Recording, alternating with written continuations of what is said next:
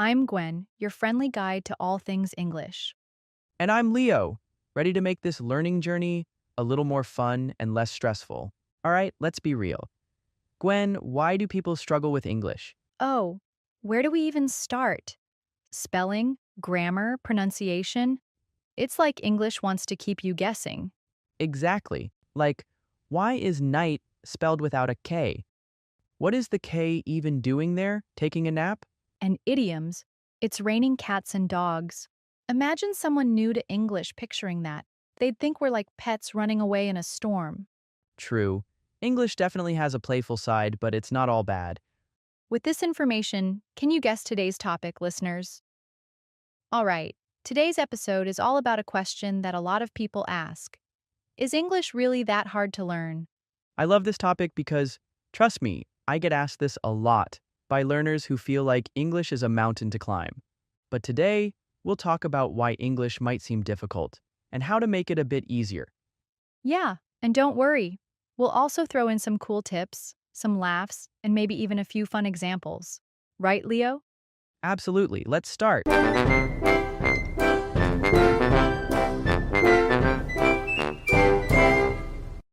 So, first things first. Why do some people find English difficult? I think one of the biggest reasons is the grammar rules. English has a lot of rules, but also exceptions to those rules. Yeah, it's like being told you're safe, and then bam, something unexpected happens. For example, we have those words like there, and there. They sound the same, but they're used in different ways.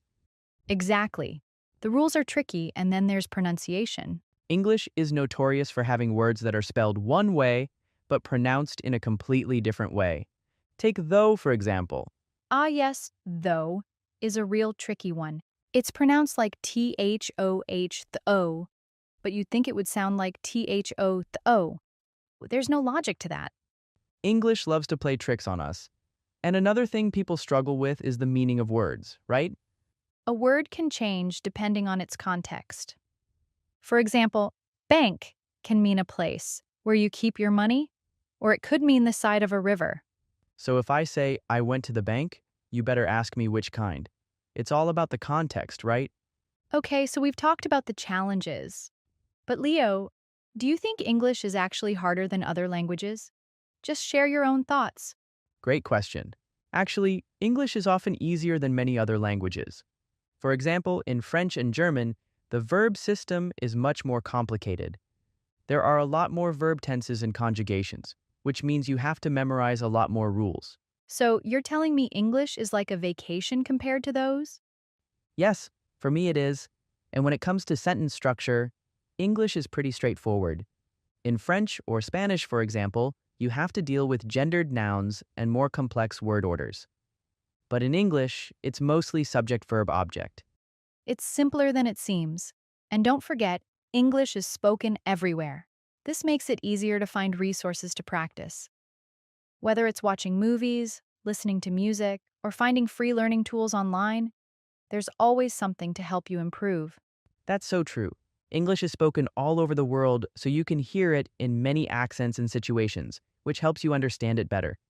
You can find more podcasts with diverse topics on our channel, or find any movie you like with subtitles. Okay, let's get into a few more specific struggles that learners face. What do you think, Gwen? One major challenge is vocabulary. English has so many synonyms, right? Yeah, like you have big, large, huge, giant, and many others. They mean almost the same thing but are used in different situations.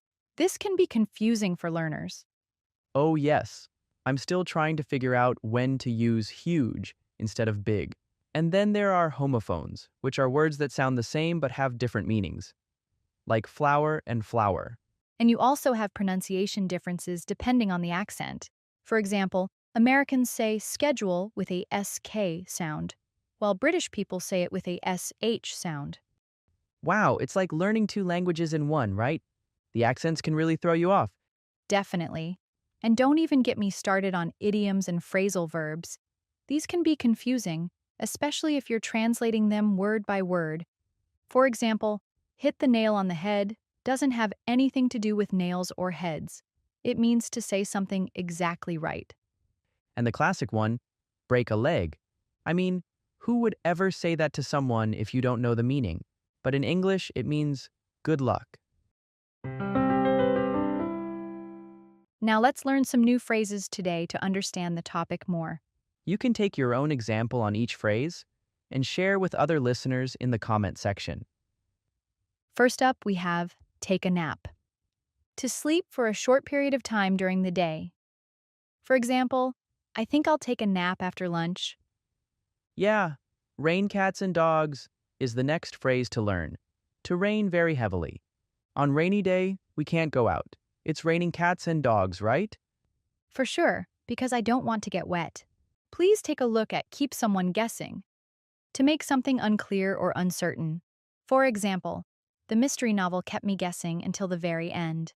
That's interesting. Now, let's learn throw in. To add something extra, often to make things more fun or interesting. It's like, we've thrown in some cool tips to help you learn English. Then, we have another phrase with throw, that is, throw someone off. To confuse someone, some new rules may throw us off at first. Now, practice with some questions below to see how well you understand the topic. I want to see your answer. Just put your answer in the comment section. Let's answer the first question. How do you handle synonyms in English? Can I answer this question? Why not? I use context and examples to understand when to use synonyms. Excellent. Now we have the second question. How do accents change how words sound? Let me see. Accents like American versus British cause differences in pronunciation, such as schedule. Good job, Leo. Listeners, I really want to see your answer in the comment section. Okay, let's get back to the topic. The next thing we share today is about why it's worth learning English. Gwen, what do you think? For starters, it's the language of the internet. Over 60% of the world's websites are in English, according to a study by W3 Techs.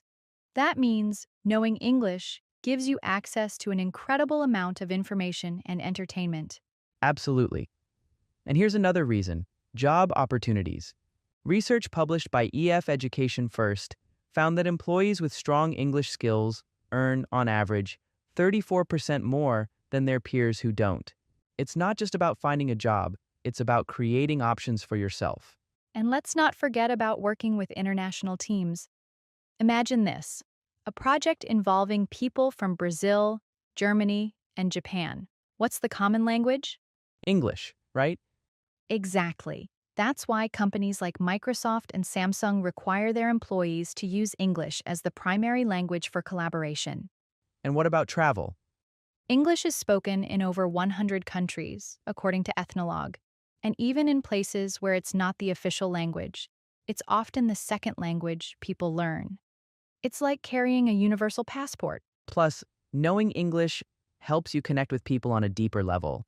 Instead of just pointing at a menu or using hand signals, you can have real conversations and build meaningful connections. I agree. That's a typical example. Only if we were in that situation did we realize the importance of learning English. All right, I think listeners want to learn some tips to learn English now.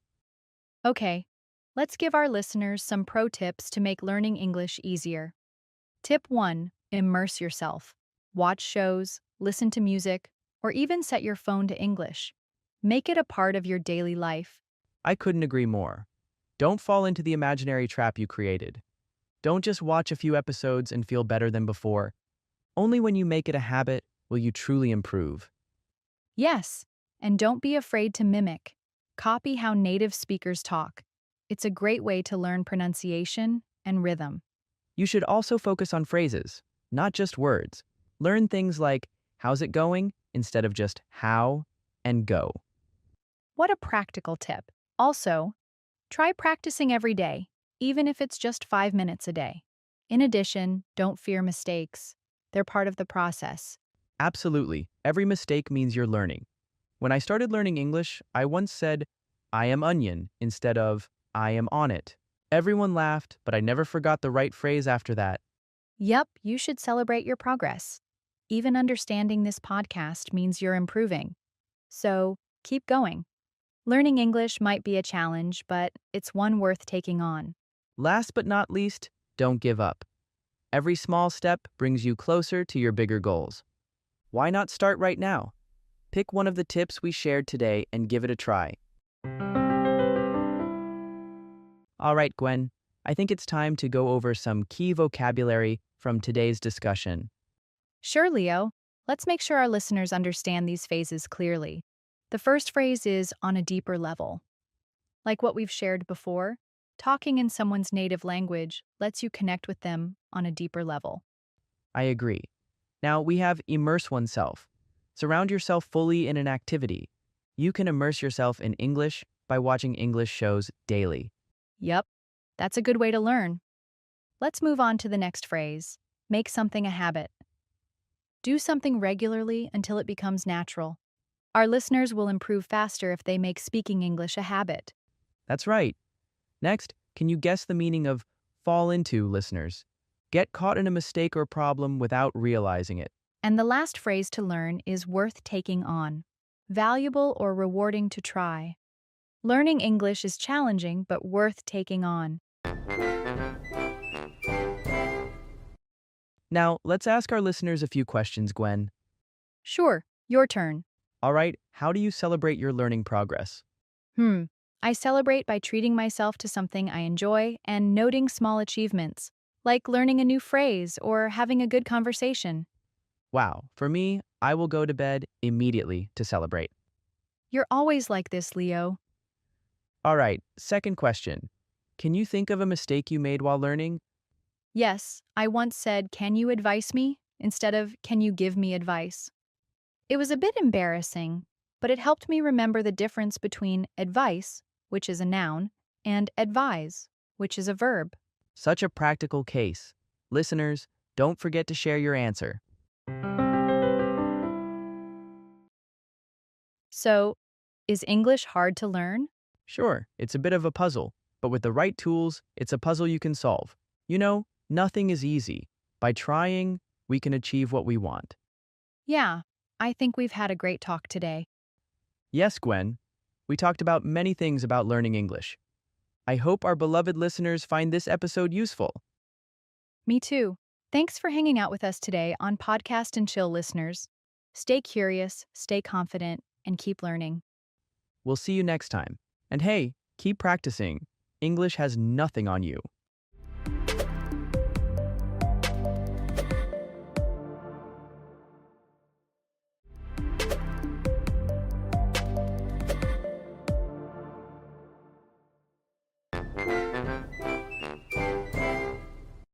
Hey there! Welcome back to the Chill English Podcast. It's your favorite English coach/comedian Leo, here to brighten your day and improve your English at the same time.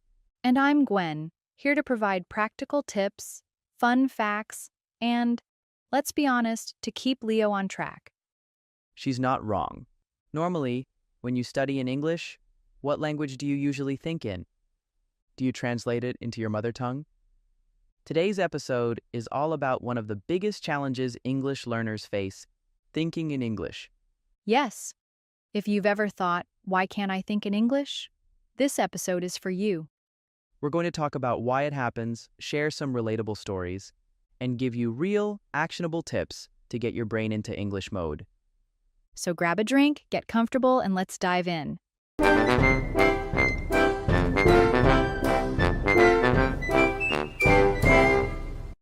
Let's start with the big question that some of us may have. Why is thinking in English so hard? So here it is. Your brain is loyal to your native language. It's like that one friend who won't stop texting you even when you're trying to focus. Exactly. Thinking in English is hard because your brain has spent years, maybe decades, thinking in your native language. It's familiar and comfortable. Another reason is the translation habit. When you're learning English, your brain automatically tries to translate everything. Right? Imagine you're trying to say, "I'm hungry." Your brain thinks, "Wait, what's hungry in my language? Now translate that into English." Got it. That's exhausting, isn't it? It is, but it's completely normal at the start. Translating is how your brain learns connections between words, There's also the issue of vocabulary. If you don't know enough words, you can't form sentences or ideas in English. right? It's like trying to paint a picture with only 3 colors. You need more tools to express yourself. There's also the fear of mistakes. You want to think perfectly, so you freeze up.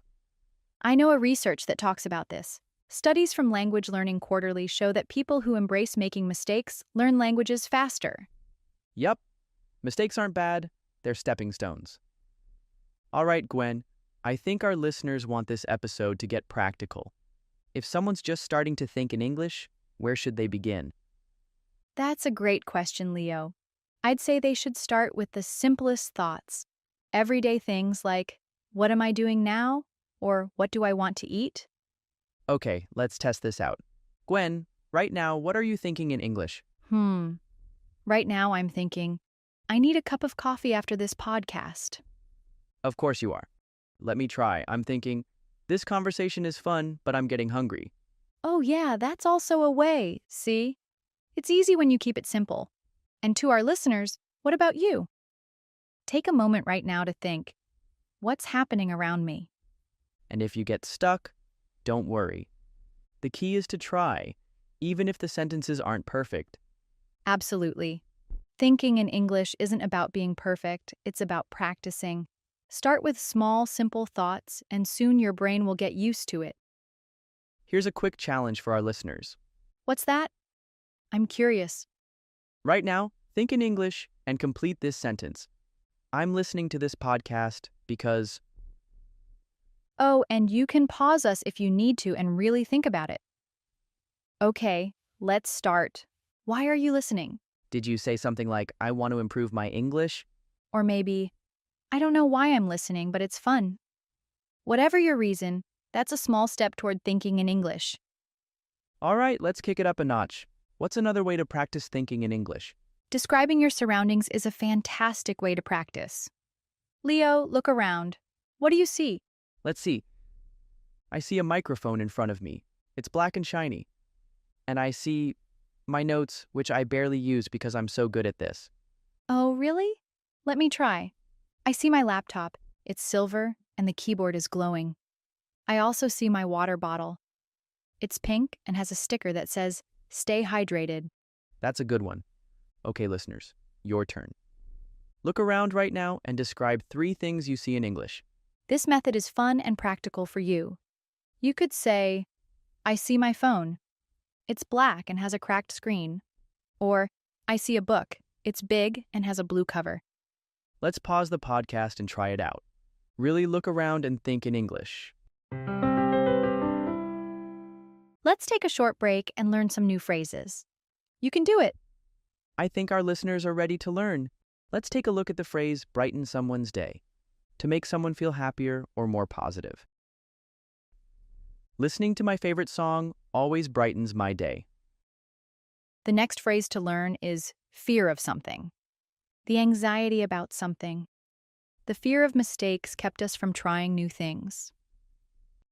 Let's learn stepping stones, actions or experiences that help achieve a goal. Each project you complete is a stepping stone to success. Now we have kick it up a notch. To increase the level, let's kick it up a notch and finish this work quickly. The last word of this small session is get stuck, to be unable to move forward or make progress. If you get stuck, take a break and try again later. Now, answer the remaining questions before wrapping up the episode. I'm ready, and I think our listeners are ready too. All right, the first question. What was your experience about trying to think in English before? Let me answer this question. At first, it felt unnatural, and I struggled with finding the right words. But over time, it became easier as I practiced and learned more phrases. Yeah, it's good for us to think in English naturally. Now answer my question. Why does the brain find it hard to think in English? Easy. The brain finds it hard because it's used to thinking in your first language. Switching to English takes time, practice, and new habits. Good job. Now, let's continue. Here's a fun idea, Gwen. What if people talk to themselves in English? Oh, I love this one. Asking yourself questions in English is a great way to think faster. Okay, let's try it. Gwen, what's a question you ask yourself every morning? What should I wear today? And the answer is usually something comfortable. My morning question is, what's for breakfast? The answer is always pancakes if I'm lucky. Now it's your turn, listeners. What's the first question you ask yourself in the morning? Is it, what time is it? Or maybe, do I have to get up now? Try answering that question in English. For example, if it's about time, say, it's 7 a.m., I have to get up. Or if it's about breakfast, say, I'm making eggs and toast. This works for any part of your day. Ask yourself, what am I doing now? Or what do I need to do next? And don't forget to answer in English.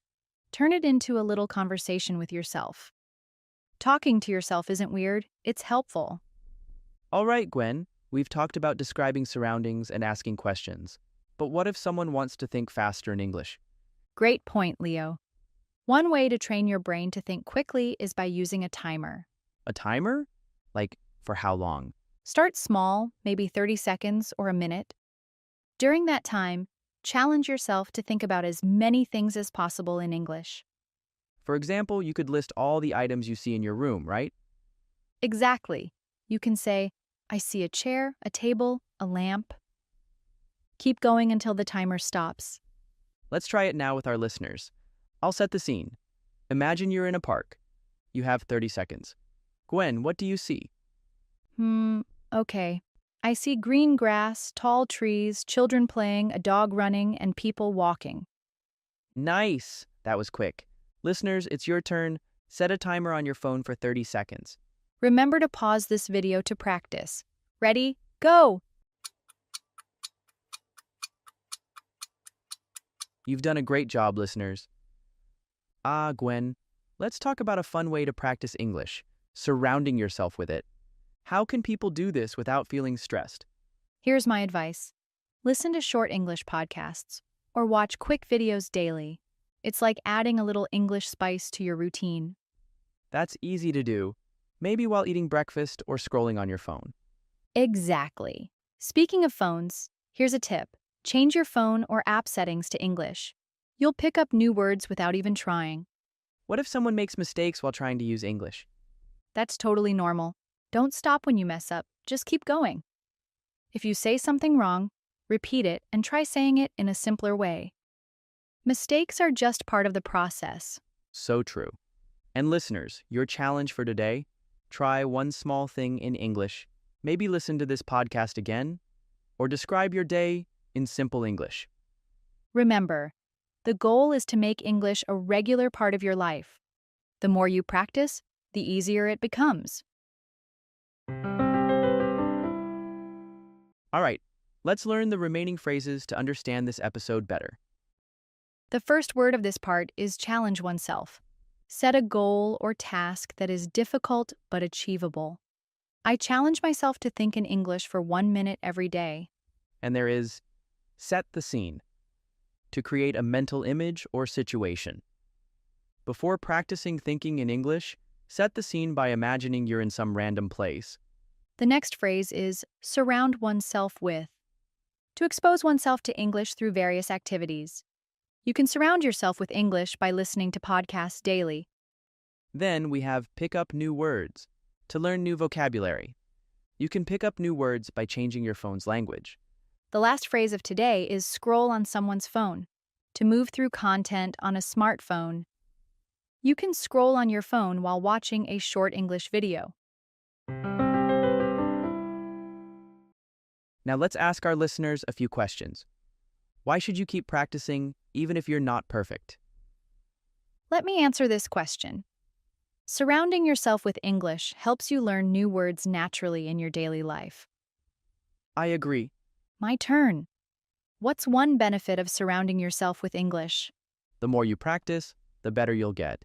And English will feel easier and more natural. Just keep going and you'll improve. And that's a wrap for today's episode. Thinking in English might feel challenging at first, But remember, small steps lead to big progress. Absolutely.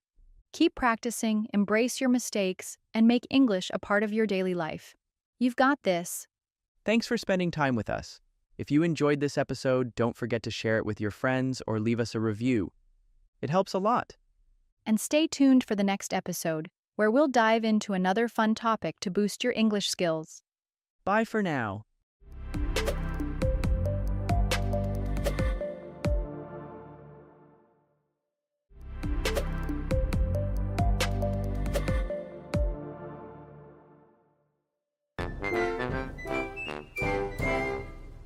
Hey everyone, welcome back to Podcast and Chill.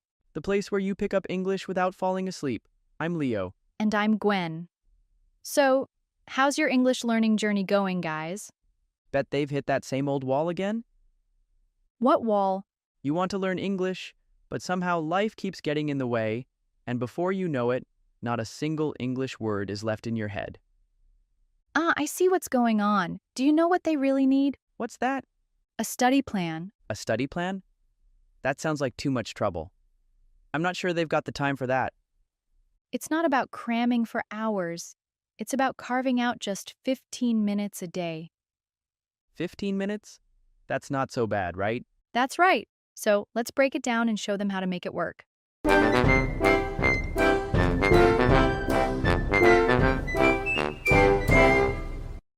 So what's the first step of the plan?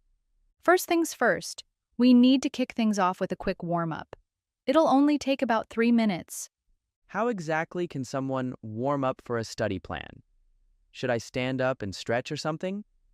Not a bad idea, but by warm up, I mean doing a quick vocab activity. All right, I'm all ears. For the warm-up, pick out 5 words to focus on. Why just 5? Why not go big with 20 or even 50? Because 5 is more manageable. How manageable are we talking about here? According to psychologist Miller's famous study, the brain can juggle 5 to 9 pieces of new info at once effectively. And what happens if we try to push beyond that? Our brain gets overloaded and we burn out, which means we forget things a lot faster. Got it. So, how do we actually learn these 5 words? Once you pick them, write each one down, say it out loud, and use it in a simple sentence. Why bother with a sentence? Isn't just knowing the meaning enough? Not really. Nation's study shows that using words in sentences helps you nail down their meanings and how they fit in the context. I didn't know that. It's simple but super effective. Write them, say them, and use them. For example, take the word journey. Okay, I'll write it, say it out loud, and use it in a sentence. I'm excited for my journey to the mountains. Nailed it. That's exactly how you warm up. But what if someone struggles to pick words or doesn't know where to start? They can always use apps like Quizlet or a good old vocabulary book for reference. They're great for finding and organizing words. That's handy. It is. You should definitely give them a shot. So, what's the plan after the 3-minute warm-up? The next step is practicing listening, and it should take about 4 minutes. Fair enough. Listening is a big deal for getting the hang of spoken English. So, what's the plan here? The idea is to tune into a short podcast, video, or even a song. I can already see beginners getting overwhelmed. There can be a ton of words they don't know. That's the trick. You don't need to hang on every single word. Just focus on catching the general gist of what's being said. Why is that? Shouldn't we aim to get every single detail? According to Creation's input hypothesis, if you listen to content that's a bit challenging, it helps you figure out the meaning from the context, instead of stressing over every single word. Ah, I get it now. It's more about seeing the big picture than focusing on the small details. Yep. It boosts overall comprehension without frying your brain over unfamiliar terms. Do you have any go-to resources for English learners? If podcasts are your thing, try BBC Learning English or ESL-Pod. They're great for picking up conversational language. And what about songs? I'm more of a music person. Then stick with slower songs like Imagine by John Lennon. Makes sense. Slow songs are easier to keep up with compared to the fast ones. That's the idea. Start with slow, short content to ease yourself in. No need to bite off more than you can chew. Plus, we've only got 4 minutes for this step. Why cram your brain with long content when you can keep it simple? It's time to break down some key vocabulary we've talked about today. First, burnout. It means to become extremely tired or exhausted, especially from overworking. For example, if you don't take breaks, you might burn out from the pressure. Second, nail down. It means to successfully complete or clarify something. For example, we need to nail down the details of the event before we send the invitations. Third, give something a shot. It means to try something, often without knowing the outcome. For example, I've never tried cooking Indian food, but I'll give it a shot. Fourth, hang on something. It means to depend on something or wait for something important. For example, she's hanging on the news about her job application. Finally, bite more than one can chew. It means to take on more responsibility or tasks than one can handle. For example, he bit off more than he could chew by agreeing to manage both projects at the same time. Now, let's discuss 2 questions about our topic. I'm ready. What do you have for me? The first question is, why is it important to keep the warm-up short and focus on just 5 words? It's because 5 words are easier to manage. Our brain can handle 5 to 9 pieces of new information at once. Any more, and it gets overloaded. Great answer.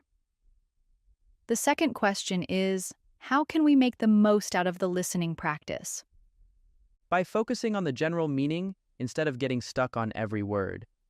It helps improve comprehension without overwhelming you. Good job. What about you, listeners? Share your thoughts in the comment section below. Now that we've ticked off listening practice, let's move on to speaking. How long should we spend on speaking? For a 15-minute study plan, one should spend 4 minutes speaking. What can we do in 4 minutes? More than you expect, yet simpler than you think. All you have to do is practice speaking aloud. That's it? Yep, that's it. Start by talking about your day or answering a few easy questions. Like what? Well, try things like, what did you do today? Or, what are your plans for tomorrow? How does answering basic questions help? The goal is just to get into the habit of speaking in English. But how do I know if I'm saying things right? Great question. If you can, record yourself. Listening to my own voice sounds so awkward. I get it. You'll probably cringe at first, but trust me, it's a game changer. You'll pick up on mistakes and know what to improve. Oh, I see. So if something sounds off, I can straighten it out next time? Exactly. Plus, there's research by Horwitz that says recording yourself not only sharpens pronunciation, but also eases speaking anxiety. So I'm boosting not only my speaking skills, but also my confidence? Yep, it's like hitting 2 birds with 1 stone. We still have 6 minutes left in the plan. What do we do next? Next, we should spend another 4 minutes brushing up on our reading skills. Oh, reading. This one's really important for improving our vocabulary and pronunciation. What do we do in this step then? With just 4 minutes, you can dive into a short paragraph. Where can I find a short paragraph? You can grab one from a book, skim a news article, or use apps like Duolingo Stories. Got it. How does this help exactly?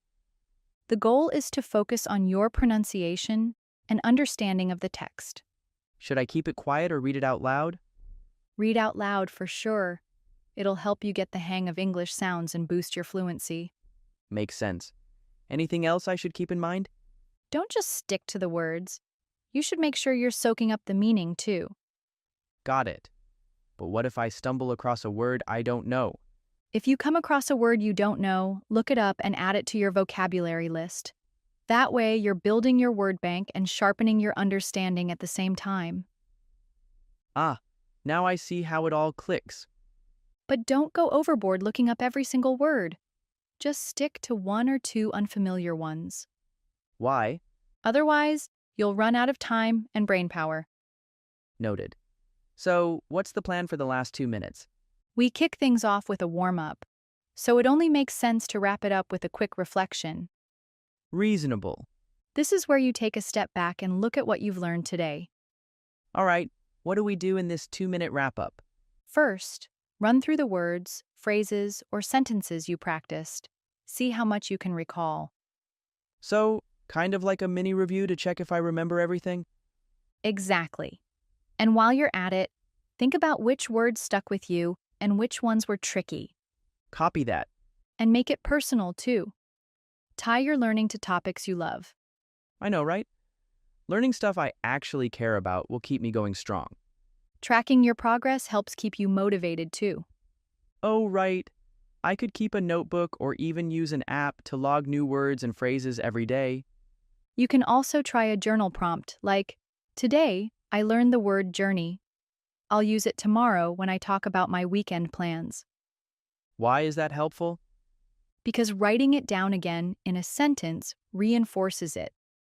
It's a small but powerful trick to lock those words into your memory. That makes a lot of sense. And don't forget that consistency is the magic ingredient. Stick to this routine even when you're swamped. Got it. So, everyone, take our advice and keep at it. Hey, Gwen, let's go over some more phrases today. First, dive into something. It means to start something with a lot of energy and enthusiasm. For example, I'm excited to dive into this new book this weekend. Second, get the hang of something. It means to learn how to do something or become good at it. For example, it took me a while to get the hang of driving, but now it's easy. Third, stumble across something. It means to find something by chance or unexpectedly. For example, I stumbled across an old photo album while cleaning out the closet. Fourth, look up something. It means to search for information about something. For example, I need to look up the address of the restaurant before we leave. Finally, run out of something. It means to use all of something so that there is none left. For example, we ran out of milk, so I need to go to the store. Now, let's discuss 2 more questions about our topic. I'm all ears. What's the first question? Why is it important to practice speaking? It's important because it helps you develop the habit of speaking in English without feeling overwhelmed. Good point. Do you have a question for me? Sure. Why do you think it's important to reflect on what you've learned? Reflecting lets you look back at the words or phrases you practiced and see how much you've remembered. It also helps you figure out what you still need to work on. Good answer. What are your answers, listeners? Share your thoughts in the comment section below. So, we've covered a lot today, Leo. How are you feeling? Honestly, I'm feeling pretty good. It doesn't seem so hard to squeeze all this into my day. Right? Just 15 minutes a day can really make a big difference in your English journey. First, we start off with a 3-minute warm-up with some vocabulary. Then we move on to a 4-minute listening practice. After that, we continue with a 4-minute speaking practice. Make sure to include a 2-minute reading practice. And last but not least, don't forget to bring everything to a close with a 2-minute wrap-up. I didn't realize it could be that simple. I always thought I had to study for hours. It's all about being consistent. Those 15 minutes will add up, and you'll start seeing real progress. I can totally do that. I'm sticking to it. And so can our listeners.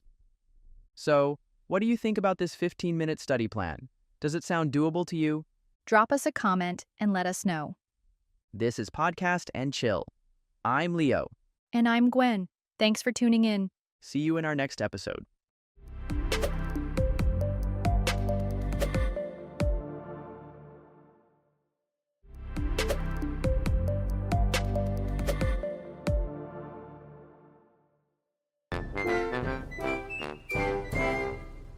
Welcome back to another episode of Podcast Chill. I'm Gwen, your friendly guide to all things English. And I'm Leo, ready to make this learning journey a little more fun and less stressful. Let me ask you a small question, Leo. Have you ever tried to do something you thought was impossible? Well, when I was just a kid learning to ride a bike, it felt impossible. Every wobble and fall made me wonder if I'd ever get it right. But then, one day, it just clicked. That's interesting. Learning a new language is a lot like that. It might feel overwhelming at first, but with the right mindset and consistent effort, it becomes second nature. I agree. And that's exactly what we'll be talking about today. In this episode, we'll explore how to become fluent in English in just 30 days. Yep, 30 days. It's not magic. It's about staying consistent, focusing on practical language use, and immersing yourself in English every day. So, grab a cup of coffee, find a comfy spot, and let's dive into some practical tips to make English fluency your reality.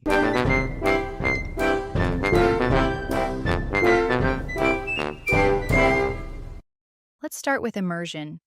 Think of it like dipping yourself into an English-speaking world every day.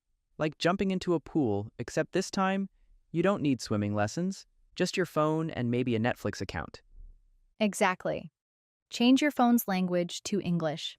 It's a simple trick, but it forces you to think in English every time you pick up your phone.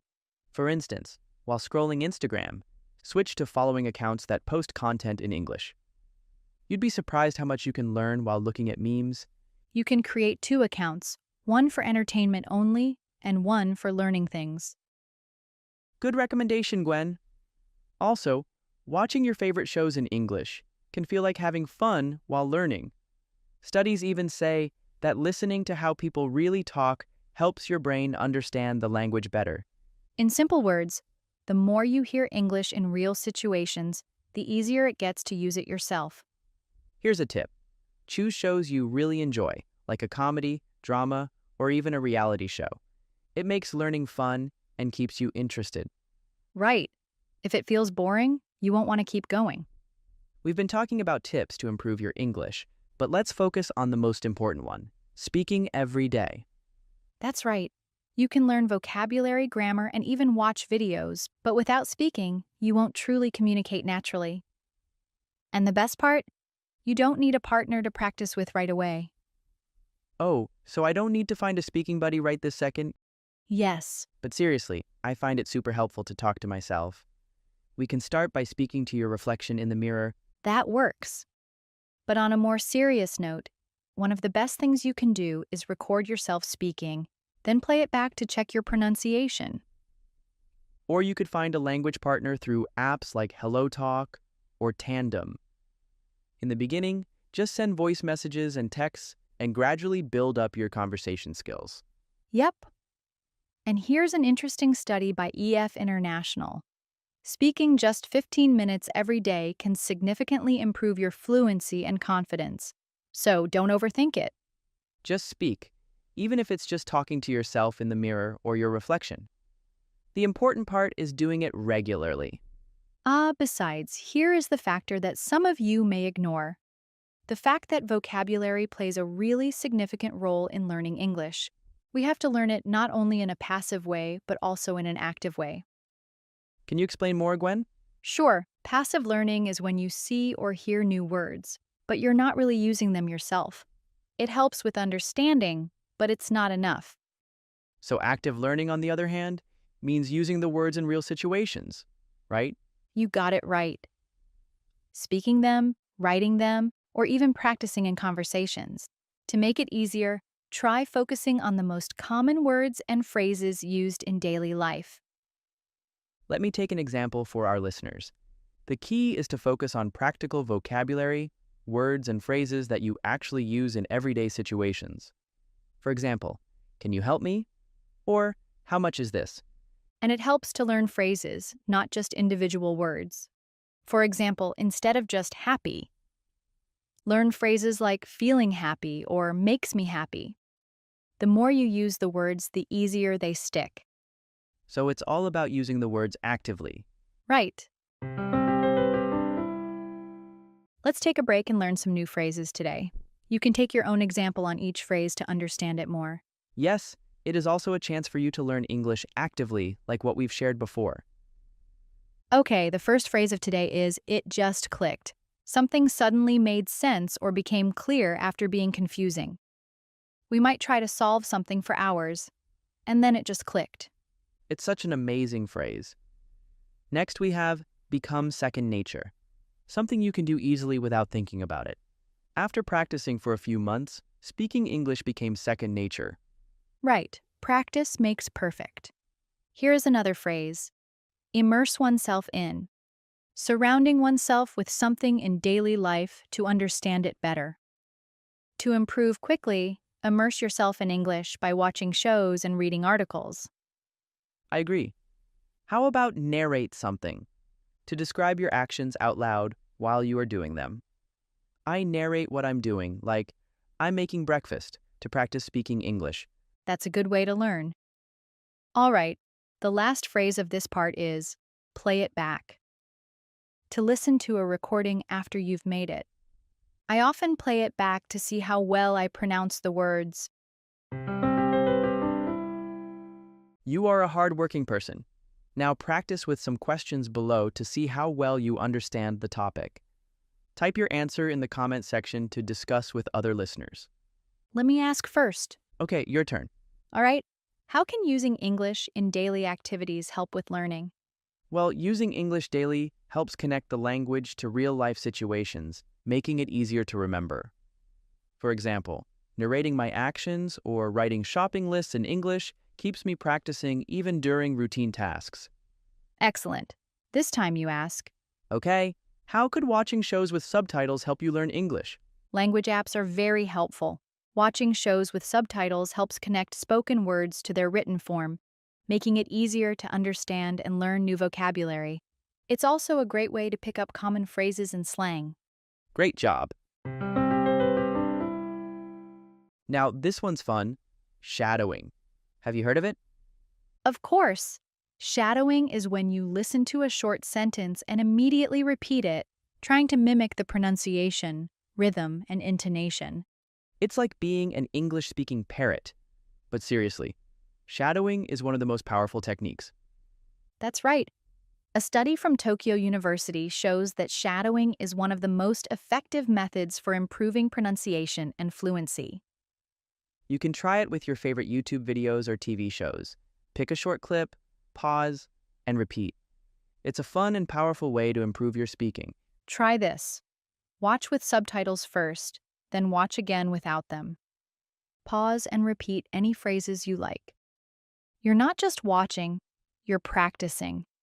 Speaking of videos, they're great for practicing both listening and speaking at the same time. You're right. Shows like Friends or The Office are great choices because they use simple, everyday language and add humor, making the learning process enjoyable. That's why you're good at joking, huh?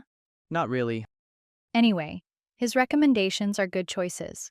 You can pause after each sentence, repeat it aloud, and really pay attention to how the words are pronounced and the tone used. Combining listening and speaking practice like this not only helps you understand better, but also makes you more fluent and natural in conversations. Now that we've covered some effective ways to practice, let's shift gears a bit. Learning a language can sometimes feel like climbing a mountain, right? But what if you broke that mountain into smaller hills?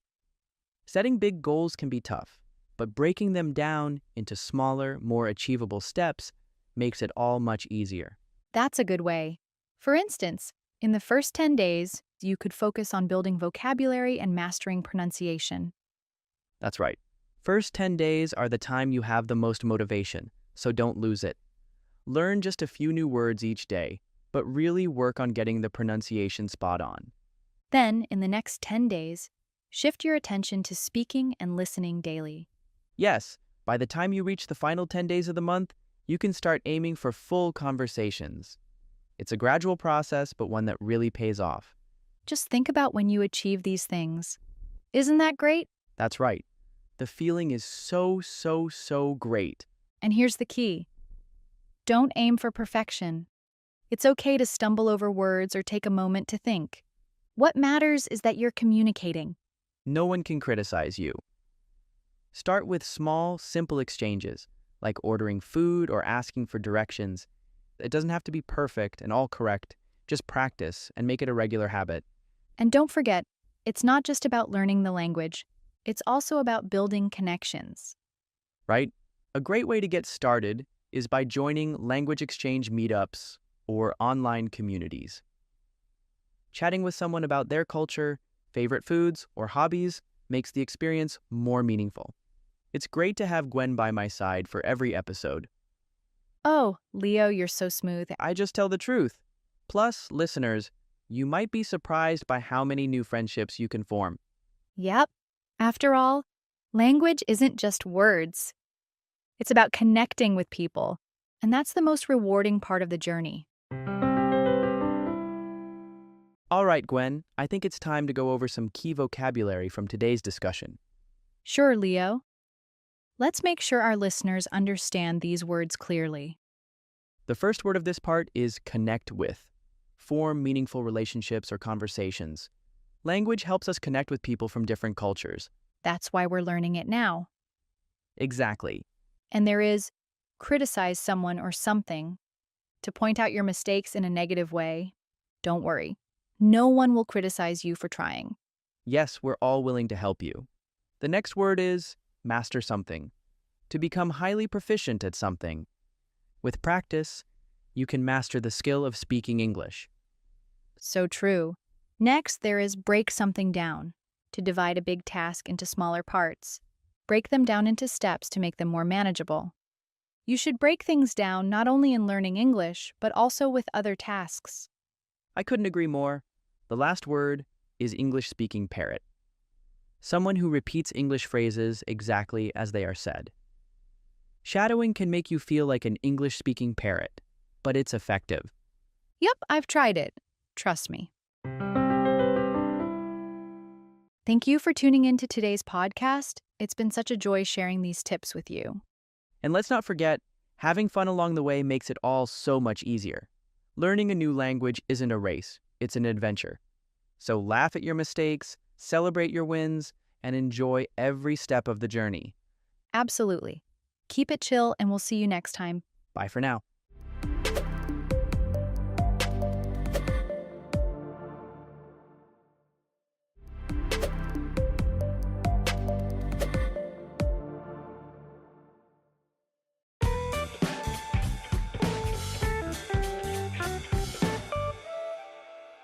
Hi, everyone, and welcome to today's podcast. I'm Nathan, your host, here to help you gain confidence in speaking English. Have you ever felt like you understand English perfectly when listening, but when it's your turn to speak, you just freeze? It's frustrating, right? In today's episode, we'll explore why this happens, and more importantly, how to overcome it.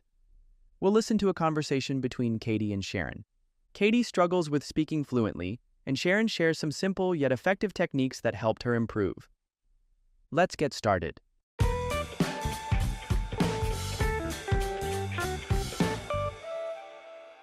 Hey, Katie! It's been forever. How have you been? Oh my gosh, it's so good to see you again.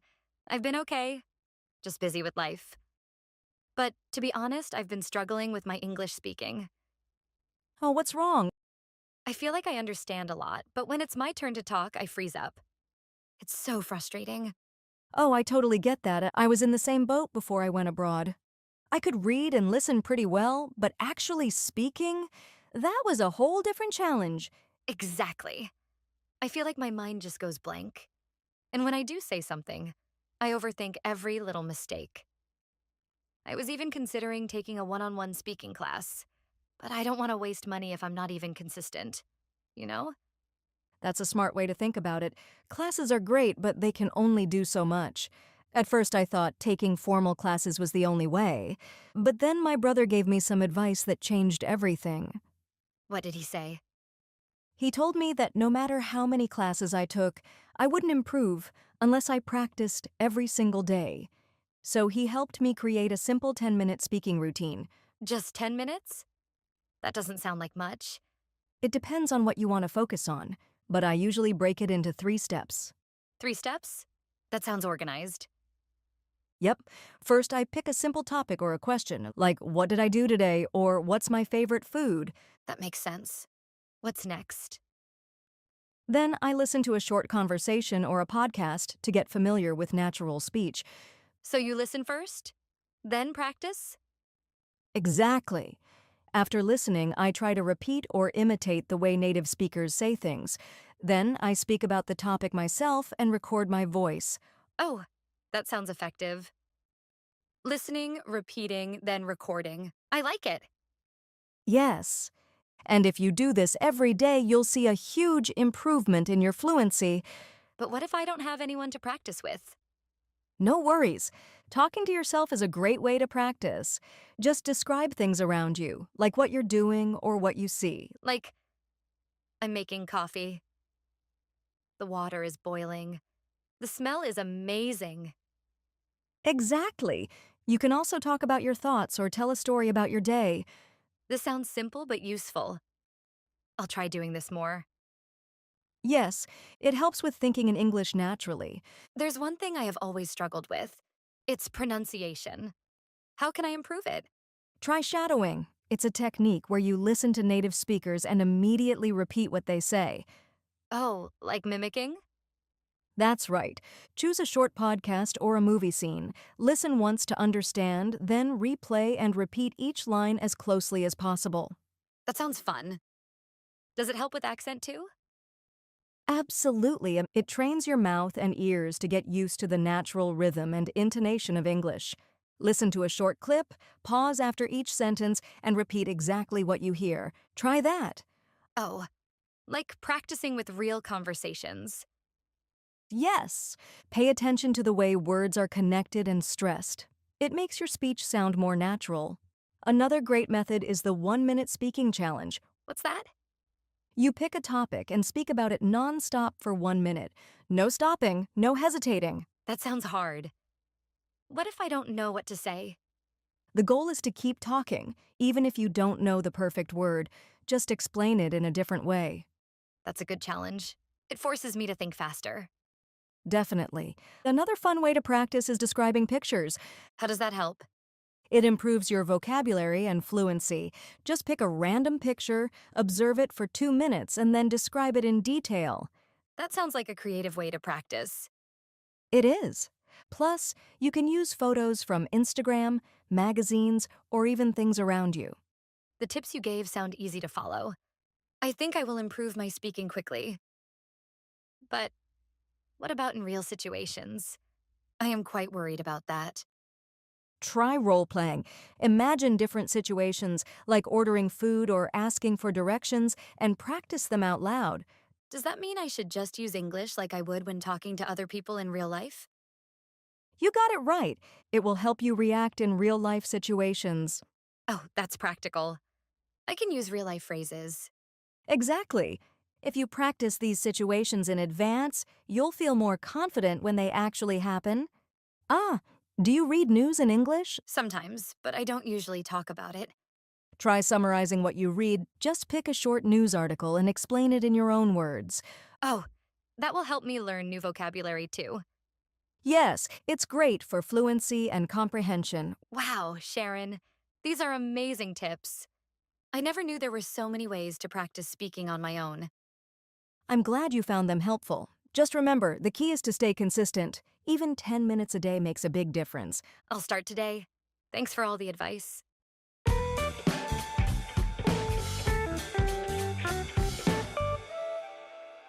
Now, let's learn some new phrases related to today's topic. The first phrase is freeze up. It means to become unable to speak or move due to nervousness. Katie always freezes up when she has to speak in front of a big audience. Next, we have get familiar with, to become more comfortable or knowledgeable about something. Listening daily helps you get familiar with English accents. Now move on to formal classes. They are structured lessons taught in an educational setting. Many learners take formal classes to improve their grammar. The next phrase is, it depends on, something that changes based on the situation. Your progress depends on how much you practice. The last phrase of today is, get used to. The meaning of this phrase is to become familiar with something over time. It took Katie a while to get used to speaking English. Excellent! Try to learn those phrases by heart. Please watch till the end to understand today's topic clearly.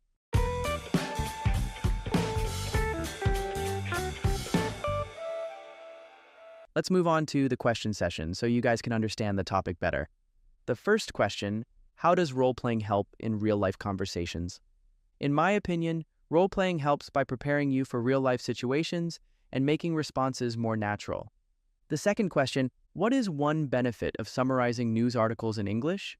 Summarizing news articles helps with vocabulary, comprehension, and structuring thoughts clearly. We all agree that, right? If you can't answer right now, that's okay. You can watch this podcast again and find out for yourself.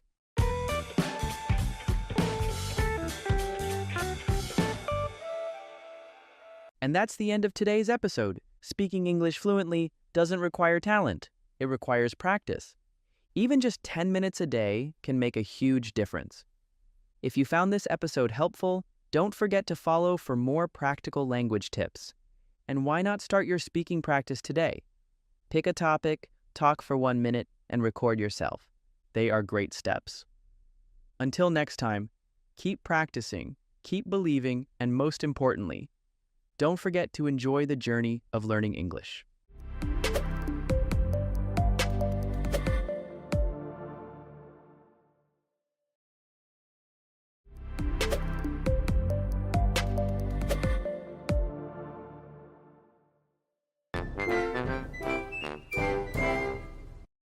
Hi everyone, Welcome back to Podcast and Chill on the Learn English Podcast channel. I'm Leo, your fun guy. And I'm Gwen, here to keep Leo in check. All right, real talk. Have you ever listened to native speakers and thought, what on earth are they saying? I know that feeling. 1 second it's all, how are you? And the next, it's just a blur of sounds that make no sense. That's because native speakers don't just speak fast. They connect words, use weird expressions, and squish sounds together like a sandwich. That's so frustrating, right? But no worries because we're here to help you tackle that problem. How do we do that, Leo? Easy. If you want to understand natives, you've got to start sounding like them. I know that sounds exciting and a little scary, but the 7 tips we're about to share will make it a breeze. And by the end, you'll be chatting like a pro. Are you ready? Let's do this.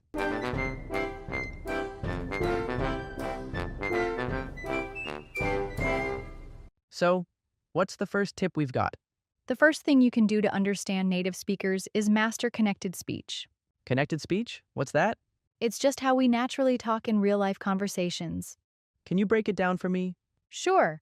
Try saying, let me see slowly. Let me see. Perfect. Now say it faster. Let me see. There you go. See how the sounds blend together? That's connected speech. I get it. But why do we change the sounds? It's actually easier to say words when they flow together naturally. Makes sense.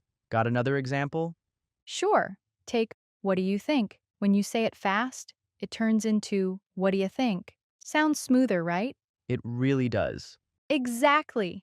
Nobody walks around saying, I have to go. Yeah, you'll hear I gotta go instead. Native speakers don't have time to pronounce every single word perfectly. So, how do you get better at this? The best way is to shadow real-life conversations. Shadowing. That's when you repeat what you hear, right? Yep, and there are a few tricks to do it well. Oh, I'm all ears. First, pick something with clear and natural speech, like a podcast, a YouTube video, or even a TV show. Got it. So, what do you do next? Listen to a short sentence, pause, and then try to say it exactly the same way. Match the speed, rhythm, and even the tone. Oh, like copying the way they say it? Exactly. And if you want to take it up a notch, try speaking along with the audio at the same time as the speaker. That sounds tricky. It is at first, but it really helps train your mouth to move like a native speaker's. That makes sense. Do I need to understand every word, though? Not at first. Focus on how it sounds more than what it means. Understanding will come naturally over time. So basically, listen, copy, and keep practicing? Yep. Stick with it, and soon enough you'll sound way more natural. All right, I'm sold. What's next? If you want to sound like a native, you've got to throw in some idioms here and there. I bet some of our listeners are scratching their heads right now. What exactly are idioms? Idioms are those funny little phrases that don't mean what they actually say. Yeah, like if someone says, it's a piece of cake, they're not handing you dessert. They just mean it's super easy. Or if they tell you to spill the beans, they don't want you to ruin dinner. Nope, they just want you to let a secret slip. So, why do idioms matter? Well, native speakers use them all the time to make conversations more fun and expressive. Exactly. If you don't know them, keeping up with conversations can feel like putting together a puzzle with missing pieces. Plus, idioms are tied to culture. Many come from history, stories, or just everyday life. Like hit the sack for going to sleep, probably from when people actually slept on sacks of hay. So picking up idioms helps you get a better feel for the culture too. Sounds like a win-win, right? Totally. And the best way to get the hang of idioms? Learn one or two a day and work them into your convos. There are so many idioms you can slip into daily conversations. Take break the ice, for example. That doesn't mean literally smashing ice, right? Nope, it just means starting up a conversation. Great for making new friends. So, if you want to step up your English, start throwing idioms into your chats. Try sneaking one into a conversation today and see how it goes. What else can we do to chat with native speakers like a pro? Let's talk slang. Oh yeah, slang is that informal language native speakers throw around all the time. You won't find most of it in textbooks, but you'll definitely hear it everywhere. In fact, I bet you've come across it plenty of times already, like chill for relax or cool for awesome. We've probably dropped those words 1,000 times in our podcast. No doubt, because slang just makes conversations sound way more natural and laid back. And just like idioms, slang doesn't always make sense. Oh, for sure. Sometimes I'll say, that's sick, which, by the way, has nothing to do with being sick. It just means, that's awesome. Another thing is slang is always changing. So if you want to keep up, you've got to stay on top of the latest trends. And where better to do that than reality shows and TikTok videos? So true. I literally just picked up the slang ate last month on TikTok. Ate? You mean like the past tense of eat? Nope, it means you slay. Hey, you just use another slang. Slay means someone does something so well, no one else can compete. See? Language keeps evolving. But that's what makes it fun, right? I couldn't agree more. All right, what else can we do to communicate better in English? If you want to sound like a native, it's not just what you say, but how you say it. So, what's the tip? Here's a game changer: intonation. It's how we change our pitch when we speak. Like when we ask a question, our voice usually goes up at the end? Yep, that thing that makes people sound alive instead of like robots. Sure, they play around with their tone to show meaning and emotion. It's what makes really sound excited or sarcastic depending on how you say it. And if you mess it up, people might get the wrong idea. There's actually research on this. A study called Intonation as an Interface Between Language and Affect found that intonation helps express both emotions and meaning. Oh, tell me more. Basically, people rely on pitch changes to figure out how someone really feels. That's why getting the hang of intonation is so important. So, how do we practice it? Best way? Listen to native speakers and mimic how they talk. So, just shadow what you hear, right? Yeah. Watch movies, repeat after them, but this time, really focus on the intonation. Pay attention to how their voice goes up or down. So you guys keep at it, and you'll master the art of intonation in no time. The next secret to sounding more natural? Collocations. Ooh, fancy word. It just means words that naturally go together. She's right. In English, some words are basically besties. Like, we say make a mistake, not do a mistake. And before you ask why, well, native speakers don't even think about it. These word pairs just click. So if I say make a mistake instead of take a break, will people still understand me? Using the wrong collocation won't confuse people, but it will sound off.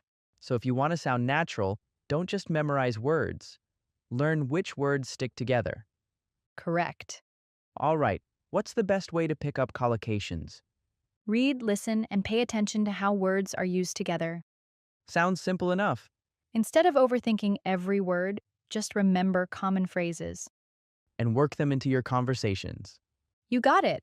So, should we take a break now? Nice try, but there are still 2 more tips to go.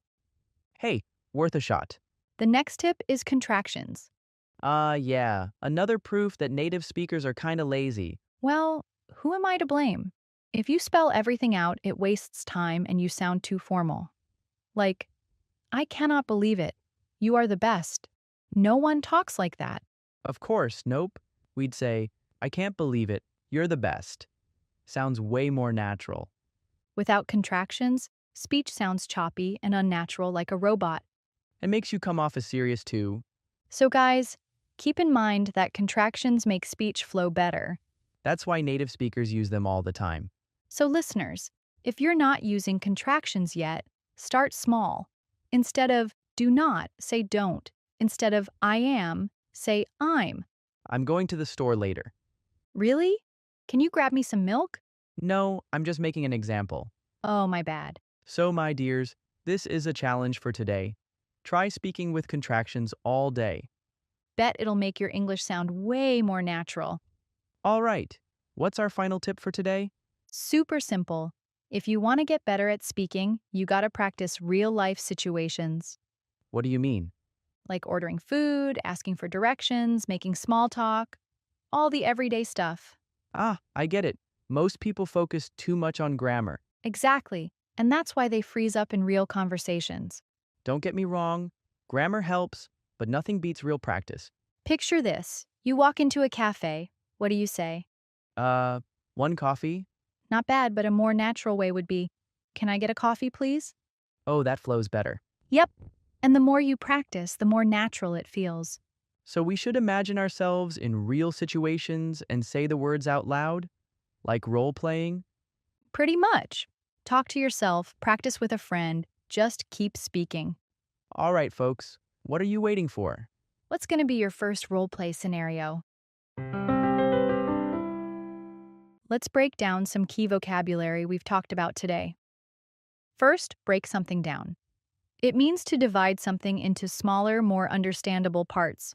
For example, let's break the project down into smaller tasks to make it easier to manage. Be sold on something. It means to be convinced or really like an idea. For example, I wasn't sure about the new restaurant at first, but after trying the food, I'm sold. Let something slip. It means to accidentally reveal a secret or information. For example, she let it slip that there's going to be a surprise party for Jake. Get the hang of something. It means to learn how to do something well. For example, it took me a few tries, but I finally got the hang of using this new app. Come across something. It means to find something unexpectedly. For example, I came across an interesting article while browsing the web. Mess something up. It means to make a mistake or ruin something. For example, I accidentally deleted the file and messed up the whole project. Keep at something. It means to continue doing something, even if it's difficult. For example, learning a new language is hard, but if you keep at it, you'll improve. Pick up something. It means to learn something new, usually by practicing or experiencing it. For example, I picked up a few Spanish phrases while traveling in Mexico. Work something into something. It means to add or include something into a situation or plan. For example, I'll try to work more exercise into my daily routine. Finally, come off as. It means to seem or appear in a certain way to others. For example, she comes off as confident, but she's actually really shy.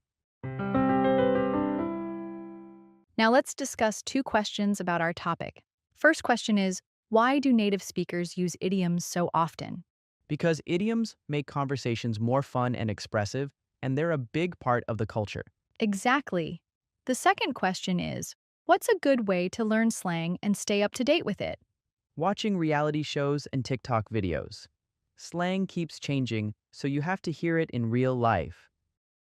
Why is intonation important in English? Because it helps express meaning and emotions, so people don't misunderstand you. That's right.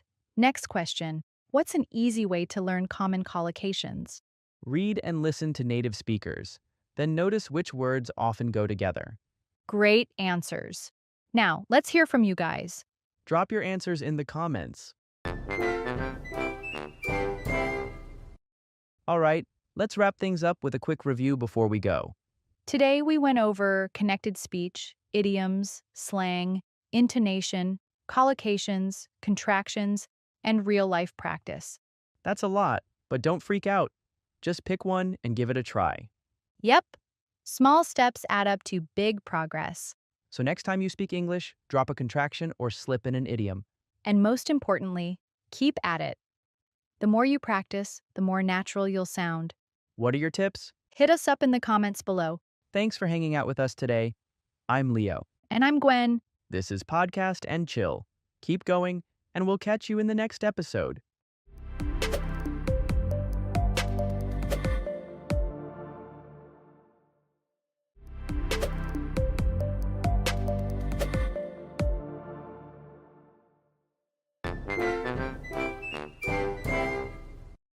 Hey everyone, welcome back to Podcast and Chill. This is where learning English feels like chatting with friends. Gwen, our audience loves episodes with learning tips. Today we'll show how to learn English without feeling like you're studying. It's not about shortcuts. It's about smart learning habits. Many learners find traditional methods stressful. So friends, let me ask you, have you ever memorized vocabulary for hours, only to forget everything the next day? Or felt too nervous to speak, even when you knew the grammar perfectly? What if we told you there's a better way? Today, we'll share 6 simple habits to learn English naturally. These habits fit perfectly into your daily routine. No textbooks required, no stressful memorization. Don't forget to check our free PDF guide in the description. Let's get started with habit number 1.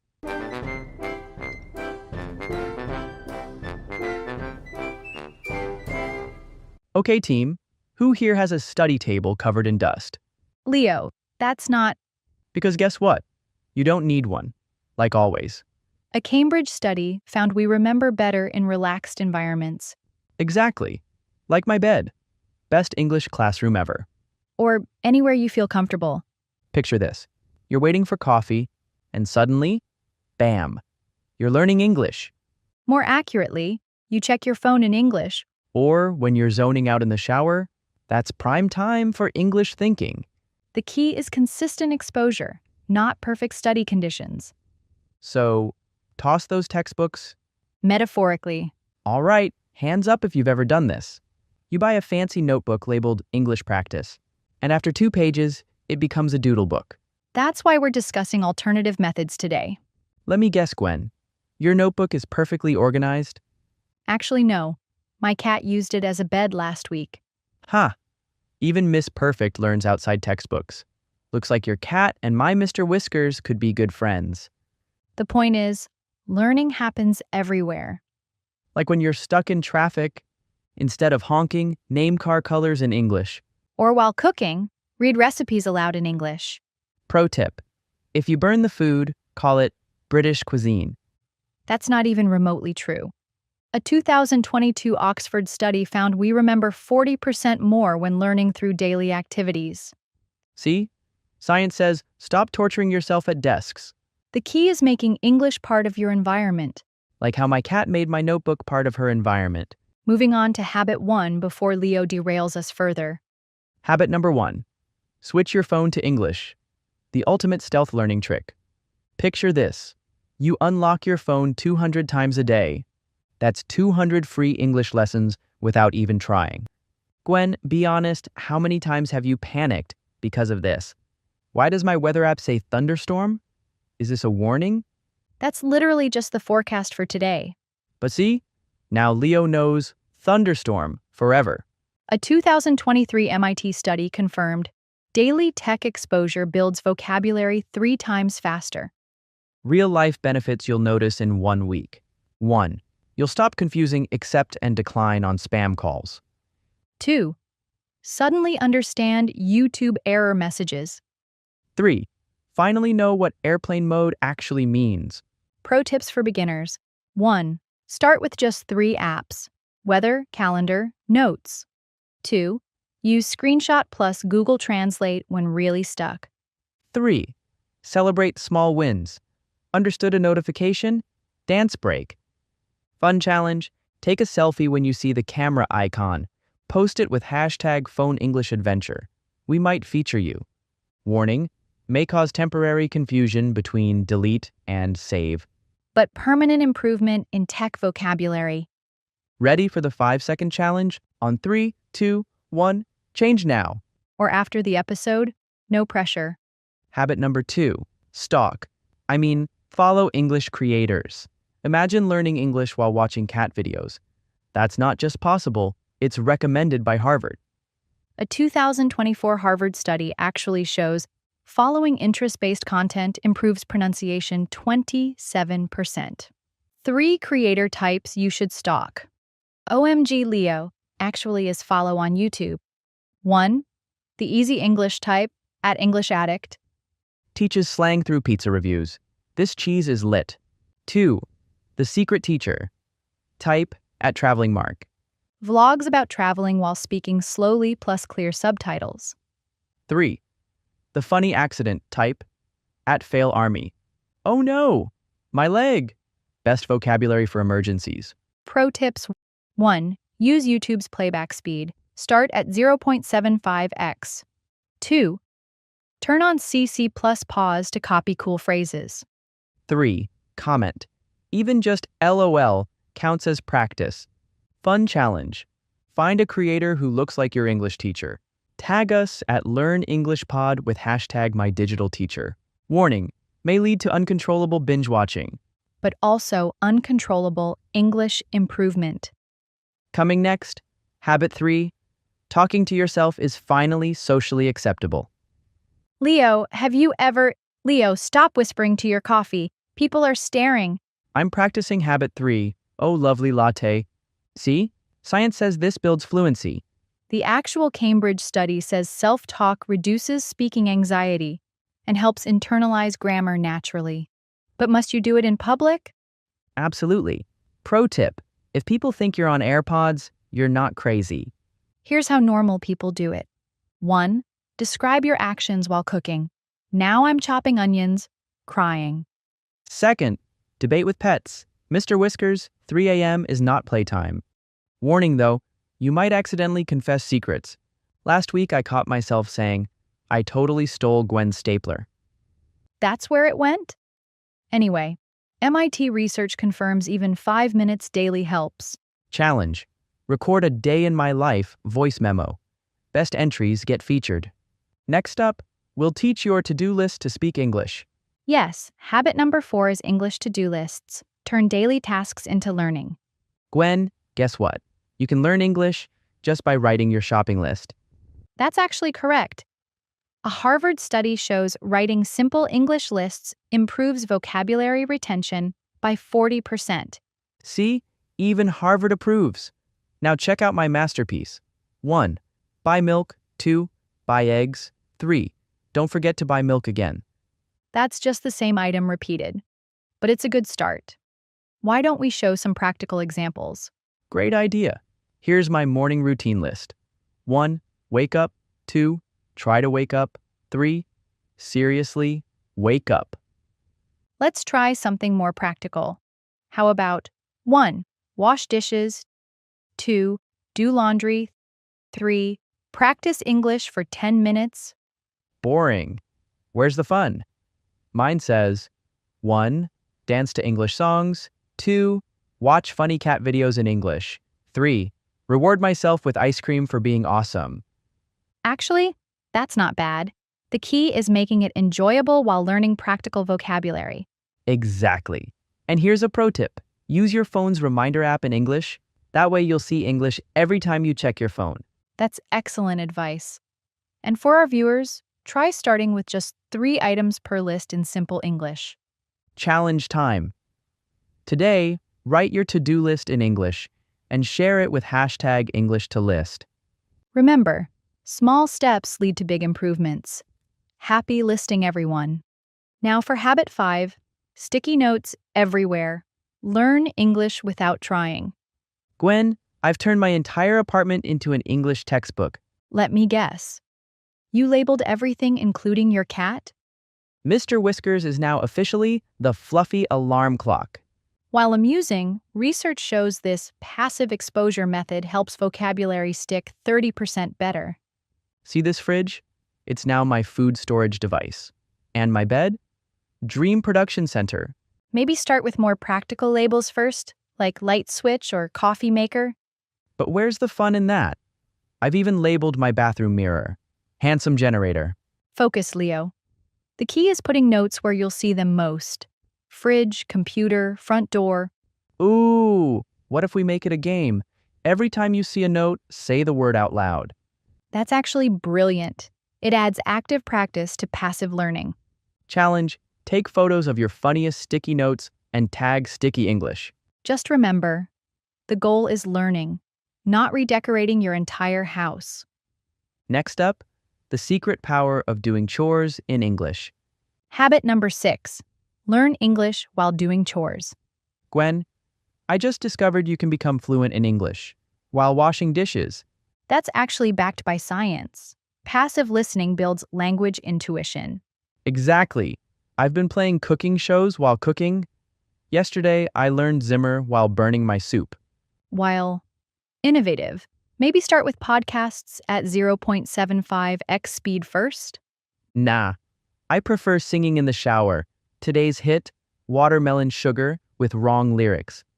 The point is to make English part of your environment. Try audiobooks while cleaning or news podcasts while folding laundry. How about this? Every time you hear a new word, use it in a sentence before finishing the chore. That's actually brilliant active recall practice. Just maybe don't try it with sharp objects. Challenge time. Tonight, pair one chore with English content and tell us what you learned. Remember, consistency beats intensity. Even 15 minutes daily makes a difference.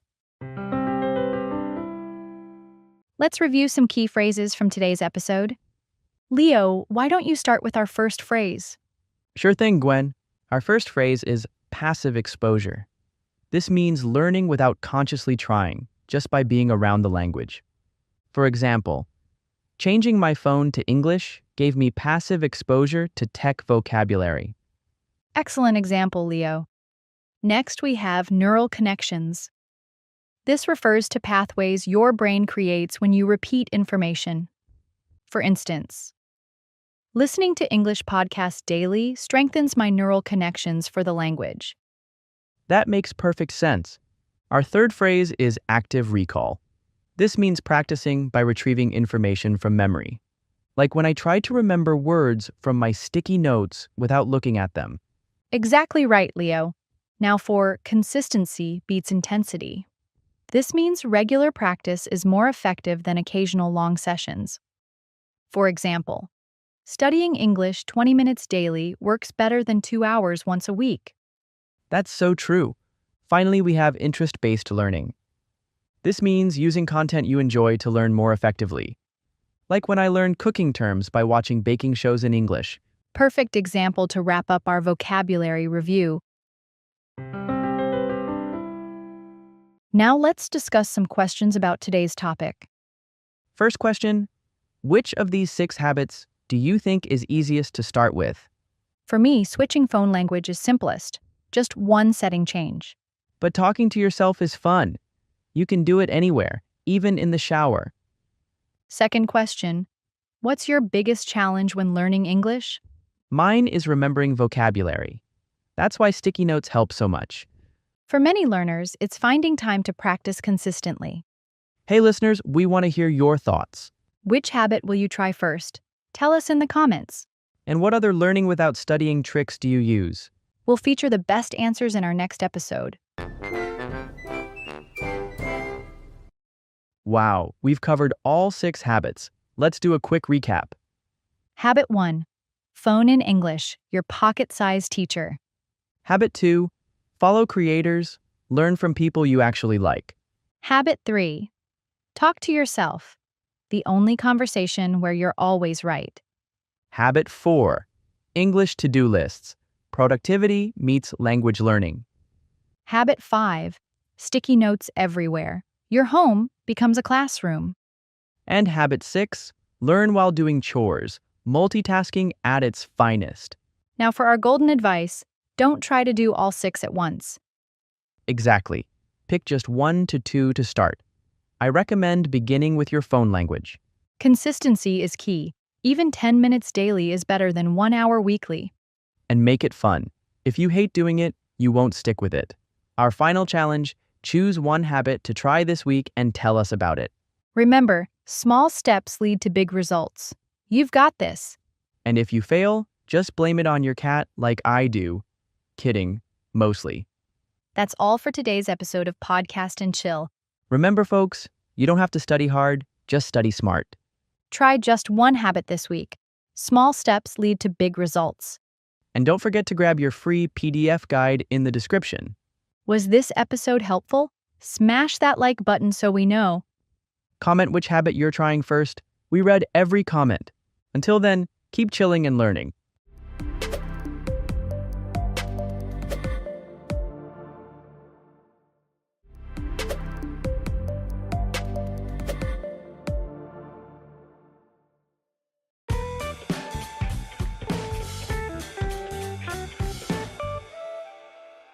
Oi, listen up. Welcome back to the 8-Minute English Podcast on the Learn English Podcast channel. I'm your host, Nathan, and today we're cutting through the crap. Let me guess, you listen to English by watching Friends for the 4th time, nodding like a bobblehead and calling that practice? Please. Mate, let's be honest. Your listening skills are flatter than a pancake in a steamroller. You hear a native speak and suddenly you're in a horror film. No subtitles, no clue, just vibes. Well, that ends today. We've got 5 real steps to fix your listening. No fairy dust, no nonsense. Just you, your ears, and a brain ready to stop being lazy. Meet Carolina, 19. Poor girl thinks every native speaker is speaking in bloody riddles. Then there's Thomas, 20, who talks like his life depends on speed. Grab the free PDF. And for heaven's sake, take notes. Let's get to work.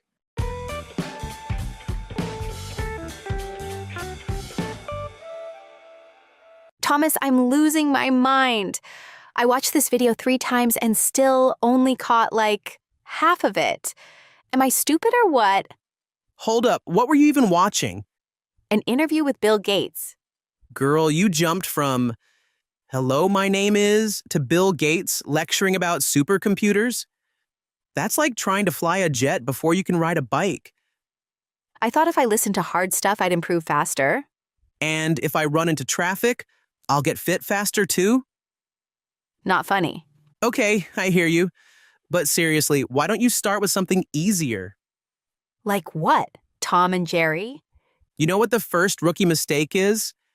Picking stuff that's way too hard. What you should do is choose content you understand 70 to 80% of. At least. But No but. Stop watching advanced TED Talks when you can't understand what your professor says.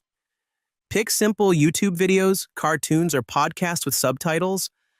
Like, don't laugh, Peppa Pig. Peppa Pig? Really? Dead serious. Those clear British voices will teach you more than Bill mumbling about AI. Okay, so, step 1. Choose smart content. Like Peppa Pig, not Gates. Step 2. Don't just listen, attack it. Active listening. What? If you're listening just to feel productive, congratulations, you're not. Passive listening is like going to the gym, sitting on a bench, and watching others do push-ups. You need goals when you listen. What's the main idea? Any new words? How do they say it? Ooh, so step 2. Listen with purpose. Yeah, focus on the big picture first, not every single word. You're not Sherlock Holmes. You think I can be the next Sherlock? No. Step 3. Shadowing, repeat after the speaker. Out loud, like a parrot. Like literally repeat everything? Even their pauses? Yes, shadow their tone, their speed, their rhythm. You'll sound ridiculous. Yes, your cat will judge you. Do it anyway. That's how you get fluent. What if I say it wrong or mess up the accent? You already do. Might as well do it loudly and learn. Okay. Step 3. Copy, don't overthink. Moving on to step 4, take smart notes, not write the whole essay notes. but I want to remember everything. Newsflash. If your notes look like a novel, you've already failed. Notes should be fast, messy, and useful. Let's say you're watching a 6-minute video and get stuck at 2:30. Just scribble. 2:30, phrase. Then later, jump straight to that spot instead of rewinding like a maniac. That's it? Just question marks? Write only keywords. Use abbreviations to speed things up like BC for because, gov for government. Even better, use symbols instead of full sentences. I'm sorry, what? You know, arrow up for increase, arrow down for decrease, stuff like that. So my notes look like a crime board. And then what? Just stare at them? Step 5 and final. Repeat like your GPA depends on it. First, listen for gist. Second, for details. And third, to enjoy it. 3 rounds of this and suddenly English sticks like bad karaoke lyrics. All those times I just rewatched whole videos mindlessly. Gone. Wasted. Lost to the void. But now you've got receipts.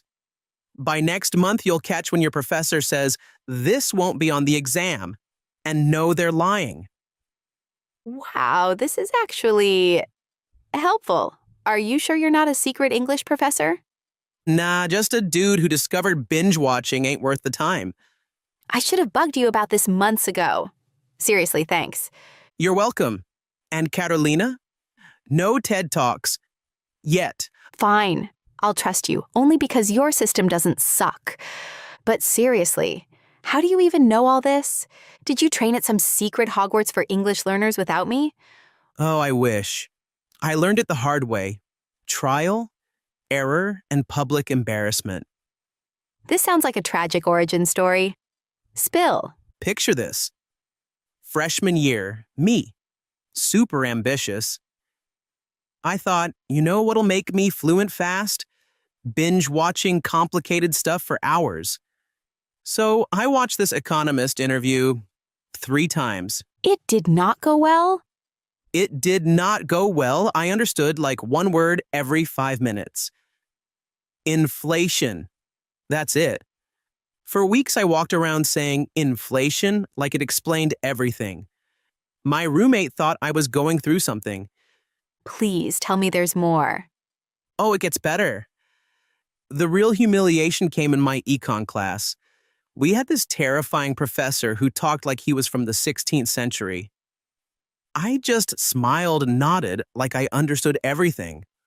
Oh no, don't tell me. He called on you. Oh yes, asked me to explain opportunity cost in front of 30 people. I panicked and said, "It's when you miss a sale?" Oh my God. The classroom went so silent I could hear my soul leaving my body. He stared at me like I'd insulted his entire family. That moment, that's when I realized I wasn't learning. I was pretending. Using hard stuff made me feel smart, but it didn't help.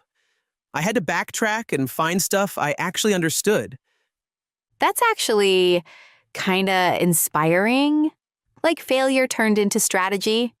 Yeah, I made every mistake you're making now and then some. But once I started using content, I understood 70% and layered those steps. That's how your no-nonsense 5-step plan was born? Boom! Progress, baby. Wow, this isn't just theory. This is from the trenches. Forged in the fires of one dramatic econ class and a full-blown meltdown. Now, you don't have to make the same tragic mistakes. You're welcome.